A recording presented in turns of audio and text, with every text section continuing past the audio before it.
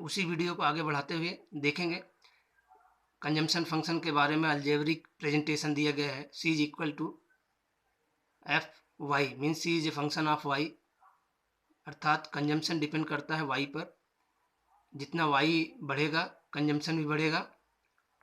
अब c is equal to A plus B Y, A plus B Y कह सकते हैं या c bar plus B Y. A का मतलब यहाँ पर है ऑटोनॉमस कंजम्पशन, बी का मतलब है प्रोपेंसिटी टू कंज्यूम। प्रोपेंसिटी क्या है? इनकम का कितना हिस्सा कंजम्पशन पर खर्च होगा, दैट इज कॉल्ड प्रोपेंसिटी। तो c is equal to consumption, A equal to autonomous consumption, minimum requirement at zero level of income, b is marginal propensity to consume, y is national income. Means national income जो बढ़ रही है उसका कितना हिस्सा consumption पर खर्च होगा, that is called MPC, marginal propensity to consume. Then here you can see average propensity to consume क्या है, APC. APC is the ratio between total consumption and total income, means C is divided by Y. Consumption को जितना total consumption है उसको total income से divide करके हम APC प्राप्त करते हैं, C upon Y. This is called average propensity to consume. और next topic is marginal propensity to consume. MPC क्या है इसके बारे में क्लियर बोलें। It is the ratio of total additional plan consumption in the economy to the total addition income of the economy. Change in C upon change in Y, this is called MPC. Change in Y मतलब अगर income में changes होते हैं तो Y में कितना consumption में कितना चेंजेस होगा, that is measured by MPC. Means how much is consumed when income is increased or income is decreased. Now we will study about mechanism of APC and MPC. Means if income is changing, then how much consumption is changed, and due to this how much average propensity APC average propensity to consume change and MPC is changed. Here you can see if zero level of income, then consumption is 1000, then APC means C upon Y will be nothing, and change in C upon change in Y is also nothing, because at zero level of income there will not be any changes. When income increase means जब income बढ़ करके 2000 हो जाती है, 4000 या 6000 हो जाती है, तो कंजम्पशन आप देख सकते हैं किस रेशियो में बढ़ रहा है। कंजम्पशन पहले 1000 था, 2000, फिर 3000, 4000, ठीक है। हियर अब एपीसी कैसे डिराइव हुआ है, सी अपॉन वाई, 2000, ठीक है, अपॉन 2000, तो कितना एपीसी आया, that is 1। Means APC how it is arrive, C upon Y करने से आपको एपीसी मिलेगा। This is what happen, decreasing. Now you can see MPC how it is arrived. Zero level पे कुछ भी एमपीसी नहीं होता है, लेकिन ये जैसे इनकम बढ़ती है 0 से 100 होती है, एमपीसी भी डिराइव होता है। कैसे होता है, change in C upon change in Y. Change in C upon change in Y मतलब चेंज यहाँ कितना हुआ, 100 से 1000 से 2000, दैट इज 1000 चेंज, और यहाँ कितना चेंज हुआ 2000, तो 1000 divide by 2000 that is equal to 0.5। इस रेशियो में change in C upon change in Y करने से एमपीसी डिराइव होगा, और सी अपॉन वाई करने से एपीसी डिराइव होगा। इसी चीज़ को आपको डायग्राम में प्रेजेंट किया गया है। This is consumption curve above the zero level of income. This much is the autonomous consumption. When income is 0, the consumption will be above the 0. Some more points you can here see. There is always minimum level of consumption even if there is zero level of income. Rate of increase in क्या है, rate of increase in income is faster than the rate of increase in consumption. Means consumption की तुलना में income का increase ज़्यादा होता है। Average propensity to consume goes on decreasing, third point, with the increase in income. ऐसा इसलिए क्योंकि इनकम बढ़ने से कंजम्पशन डिक्रीज हो रहा है, और जो बच रहा है इनकम वो सेविंग पार्ट में जा रहा है। APC will remain more than MPC. APC हमेशा एमपीसी से ज़्यादा होता है क्योंकि ये डिराइव होता है किससे? इनकम से। Income is positive, that's why APC is greater than MPC. It is the consumption, it is the consumption is not zero. ये जीरो नहीं होता है even at zero level of income. कौन सा? MPC consumption is not zero even at zero level of. अगले topic पे देखेंगे propensity to save on saving function, means how much is saved in economy. It explains the relation between saving and income. S is a function of y, means S depends on y. As y increases, S also increases. Here you can see how it is achieved. Y equal to C plus S, means consumption and saving. This is called y equal to C plus S. This is the formula of aggregate supply. S equal to Y minus C, S equal to Y minus C. आप इससे drive कर सकते हैं, y में c का minus करेंगे तो आपका सेविंग मिल जाएगा। S equal to Y minus C bar plus C Y. इसका मतलब है कि जो c है, c इज इक्वल टू किसके बराबर होता है? C bar plus B Y या सी वाई। c में c क्या है? ये C bar autonomous consumption plus propensity to consume किसका? y का। ठीक है, तो ये जो है c का पार्ट होता है। c is equal to C bar plus B Y, तो आपने y माइनस सी की जगह पे y minus C bar plus C Y या बी वाई कर लिया है।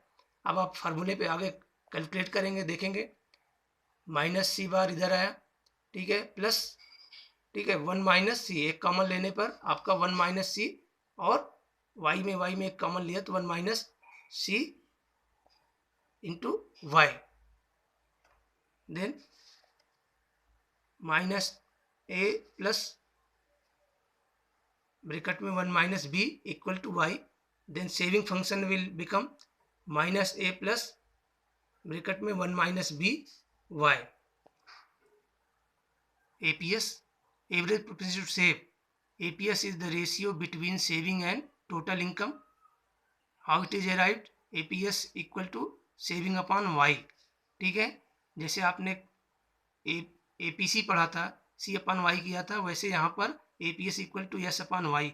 मार्जिनल प्रोपेंसिटी टू सेव क्या है? It is the ratio between change in saving and change in income, अर्थात MPS equal to change in S upon change in Y. Relation between MPC and MPS, MPC plus MPS equal to 1। इसका मतलब है कि अगर income जो बढ़ रही है उस इनकम का टोटल क्या होगा? या तो वो पूरा खर्च हो जाएगा कंजम्पशन पर या पूरा सेविंग हो जाएगा। मीन्स उसकी वैल्यू अगर एमपीसी प्लस एमपीएस करेंगे तो वो 100 होगा। उसको हम यहाँ पे ज्यूम किए हैं MPC plus MPS equal to 1 का मतलब हो गया कि 100% इनकम का क्या हुआ, या खर्च हुआ या स्पेंड। अभी relationship between APC and APS, APS plus APC equal to 1 means average propensity to consume और एवरेज प्रोपेंसिटी टू सेव की वैल्यू भी एक होती है। ऐसा इसलिए क्योंकि जो एवरेज है वो चाहे सेविंग का है और कंजम्पशन का है, दोनों को जोड़ लेंगे तो वो इनकम के बराबर होता है। एग्रीगेट सप्लाई के बारे में जानेंगे। एग्रीगेट सप्लाई क्या है? The quantity of goods and services produced by entire economy constitutes the aggregate supply. Means consumption purpose के लिए और सेविंग पर्पज से के लिए जो गुड्स और सर्विसेज की सप्लाई हुई है उसको हम एग्रीगेट सप्लाई के नाम से जानते हैं। नेक्स्ट टॉपिक में आप देख सकते हैं investment multiplier and its mechanism. Keynesian development या Keynes develop the concept of multiplier. Multiplier क्या है? Investment multiplier, it explain the relation between increase in investment and result increase in national income. मतलब यह है कि अगर इन्वेस्टमेंट में increase होगी तो नेशनल इनकम में भी इंक्रीज होगी। This is the investment multiplier. वो किस रूप में होगी, इसका फार्मूला क्या होगा आगे देखें। In other words, it is the ratio between change in income and change in investment. Means due to investment there should be change in income also. तो multiplier is represented with the help of k. K is equal to change in y upon change in I. Means I में change होगा तो y में भी change होगा. Here you can see change in y equal to change in c upon change in c plus change in I. क्यों? आपने इसके पहले पढ़ा है y equal to aggregate demand में क्या है, y equal to C plus I. तो यहाँ पर हम चेंज के लिए पढ़ रहे हैं, तो चेंज जो है y की जगह पर हमने चेंज y लिखा है. तो change in c plus change in y करेंगे तो टोटल चेंज इन y होगा. तो change in i equal to क्या होगा, change in y minus change in c. Next point पे देखेंगे k equal to change in y upon change in y minus change in c into change in y upon change in y. Means y को इसके ऊपर और नीचे means अंश और denominator और न्यूमरेटर में मल्टीप्लाई किया गया. देन आपको वैल्यू देख सकते हैं change in y upon change in y upon change in y minus change in c upon change in y. This equal to 1 upon change in y upon change in y minus change in c upon change in y. Then you will arrive the concept 1 upon 1 minus MPC. मीन्स K का MPC से क्या relation है, multiplier का MPC से relation 1 upon 1 minus MPC. इसका मतलब है कि जो भी वैल्यू है उसमें अगर आप जो है MPC माइनस करेंगे तो आपका MPS डिराइव होगा. Here K equal to 1 upon 1 minus MPC या मल्टीप्लायर का रिलेशन MPC से क्या है, 1 upon 1 minus MPC. MPC plus MPS equal to 1. ठीक है, पहले बताया गया है कि जो प्रोपेंसिटी कंज्यूम पे होती है और सेविंग होती है उसका टोटल 1 होगा. 1 कैसे, मतलब जो इनकम इंक्रीज्ड है या तो वो 100% कंज्यूम हो गई या 100% सेव हो गई है, उसकी वैल्यू कितनी होगी, 1 होगी. और दोनों का वैल्यू अगर 50-50% है तो MPC प्लस MPS करेंगे तो उसकी वैल्यू कितना आएगी, 1 आएगी. तो 1 minus MPC equal to MPS. तो K और सेविंग या MPS का रिलेशन क्या होगा, K equal to 1 upon MPS. Whereas K और MPC का रिलेशन क्या है, K equal to 1 upon 1 minus MPC. फिर से इसको समराइज करें. समराइज करने में देख रहे हैं एग्रीगेट डिमांड क्या निकल के आ रहा है. It is the total demand of goods and services in the economy. The main component of AD is household consumption expenditure, investment expenditure, government expenditure, and net export. This is the fourth sector of economy where aggregate demand is calculated. Household consumption expenditure आपको पता चल गया है कि individual household जो goods और services अपनी wants को सेटिस्फाई करने के लिए खर्च करता है वो कंजम्पशन एक्सपेंडिचर. जो कैपिटल फॉर्मेशन के ऊपर खर्च करता है वो इन्वेस्टमेंट एक्सपेंडिचर. गवर्नमेंट जो इसेंशियल सर्विसेज के ऊपर और गुड्स के ऊपर खर्च करती है वो government expenditure. Export minus import की जो वैल्यू होती है वो एक्स माइनस एम कहलाती है. तो aggregate demand equal to C plus I plus G plus X minus M in two sector economy.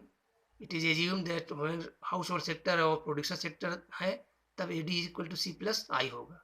Aggregate supply क्या है, it is the sum total of consumption expenditure and saving. Aggregate supply equal to C plus S.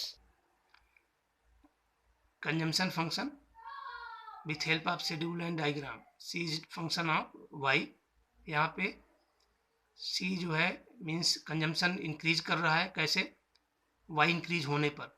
लेकिन एक certain point के बाद क्या हो रहा है, वो वाई की तुलना में कम इंक्रीज कर रहा है. This can also be understood with the help of this diagram. Here you can see this line 45 degrees aggregate supply. This is the consumption curve. Here 0 से C क्या है, ऑटोनॉमस कंजम्पशन है, 0 लेवल ऑफ इनकम पर. और ये constant rate में as income increases Y also increases. जितना ये कंजम्पशन प्लस होगा 0 लेवल ऑफ इनकम में, सेविंग उतना नेगेटिव होगा. वेयर कंजम्पशन और इनकम इक्वल, जब इनकम ये दोनों इक्वल होंगे तो उसके करस्पॉन्डिंग सेविंग क्या होगी, 0 होगी. लेकिन जैसे ही वाई कंजम्पशन से ज़्यादा होगा सेविंग पॉजिटिव हो जाएगी और एक्स एक्सिस जो 0 डिग्री लाइन है वो उसके ऊपर सेविंग कर्व रीच करेगा.